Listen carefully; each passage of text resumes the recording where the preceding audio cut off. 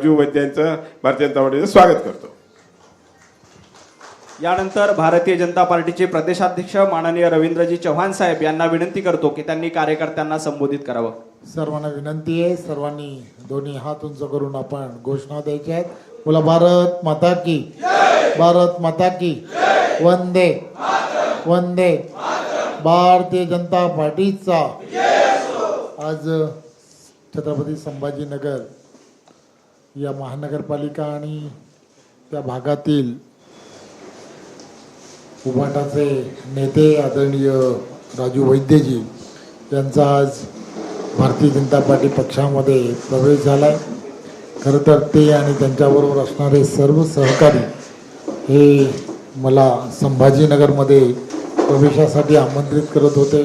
तिथे मोठ्या संख्येने त्यांच्याबरोबरचे असणारे सर्व कार्यकर्ते आणि पदाधिकारी त्या ठिकाणी प्रवेश करणार होते।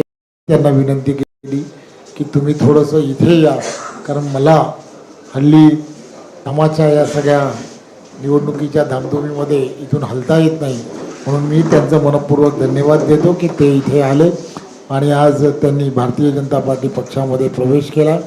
खरं तर मी ज्या विश्वासाने त्यांनी भारतीय जनता पार्टी पक्षामध्ये प्रवेश केला त्या विश्वासाला आम्ही सर्व भारतीय जनता पार्टीचे कार्यकर्ते आणि पदाधिकारी कुठेही तडा जाऊ दिला जाणार नाही याची मी त्यांना खात्री देतो आणि पुन्हा एकदा त्यांना खूप खूप पुढील कारकिर्दीसाठी शुभेच्छा देतो। धन्यवाद। जय हिंद, जय महाराष्ट्र। खूप खूप धन्यवाद राजू वैद्यजी आणि अक्षय खेडकरजी यांचं